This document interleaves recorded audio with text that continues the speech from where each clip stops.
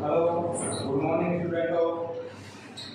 आज अपन DC motor का चैप्टर पढ़ेंगे और उसमें ध्यान देंगे उसके भागों के बारे में, बनावट के बारे में और कार्य सिद्धांत के बारे में। इसका यूज कैसे किया जाता है, डीसी मोटर किसे कहा जाता है और डीसी जनरेटर किसे कहा जाता है। सबसे पहले अपन चर्चा करते हैं। अपन देखते हैं कि आप सभी को डिस्प्ले पर दिख रहा होगा यहाँ पर डीसी जनरेटर यानी दृष्टि धारा जनित्र। तो सबसे पहले अपन एक चीज को ध्यान देंगे, जो अपने पास में ये जो शब्द है जनित्र शब्द, जनित्र किसे कहा जाता है।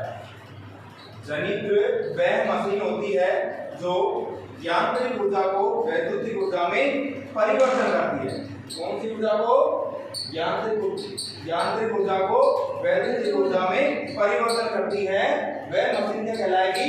जनित्र कहलाएगी। मात्र अभी अपन जनित्र की बात कर रहे हैं, वो क्या कहलाएगी? जनित्र। लेकिन कंडीशन ये होती है, सप्लाई के आधार पर ये जनित्र दो प्रकार के होते हैं। कितने प्रकार के होते हैं? दो प्रकार के। एक होता है एसी और एक होता है डीसी। फिलहाल अपन बात करेंगे यहाँ पर डीसी जनित्र की, जो यहाँ पर लिखा हुआ है दृष्टि धारा जनित्र। अब अपन देखते हैं कि सामने अपन को एक चित्र दिखाई दे रहा है। तो ये क्या है? जनित्र की बनावट है डीसी जनित्र की। और अपन देख रहे हैं, उसको ऊपर करके देखते हैं। अभी सबसे पहले यहाँ पर अपन देखेंगे कंटेंट। तो कंटेंट में पहला पॉइंट अपन देखते हैं कि what is DC generator. What is DC generator? DC जनित्र क्या होता है? तो अपन मैंने अभी आपको बताया, वैद्युतिक ऊर्जा को यांत्रिक ऊर्जा में परिवर्तन करने वाली मशीन जनित्र कहलाती है। और अपन देखते हैं यहाँ पर सबसे पहले डीसी जनित्र किसे कहा जाता है। तो पहले इसके जो भाग है उसके बारे में अपन चर्चा करेंगे। पहले एसी और डीसी को यहाँ पर अपन समझेंगे कि जो शब्द अपने पास में दिया हुआ है, तो डीसी जो आपको दिया गया है, तो डीसी शब्द को अपन पहले समझेंगे। डीसी क्या है? डीसी क्या होती है? ये दृष्टि धारा होती है, ना इसमें कोई फ्रीक्वेंसी का मान होता है और ये समय के साथ परिवर्तन भी नहीं होती है। तो इसमें क्या किया था कि एक जनित्र बनाया गया था। जनित्र में क्या होता है कि डीसी जो अपन को आउटपुट प्राप्त होता है, वो होगा मोटर के अपने किससे प्राप्त होगा? कम्यूटेटर के द्वारा। किसके द्वारा? कम्यूटेटर के द्वारा। इससे जनित्र के अंदर पोल्स लगे होंगे, आर्मेचर लगा होगा। अब अपन देखते हैं कि टाइप ऑफ जनरेटर की कितने प्रकार के होते हैं। ये अलग अलग प्रकार के होते हैं। जहां पर इनका यूज किया जाता है उसी प्रकार से बनावट के आधार पर भी अलग अलग प्रकार के बनाए जाते हैं। कंडीशन अपन देखेंगे कि यहाँ पर जैसे अपन देखेंगे कि जिस प्रकार अपने एसी में जो सर्किट होता है, सर्किट के आधार पर ही जनित्र का क्या किया गया है?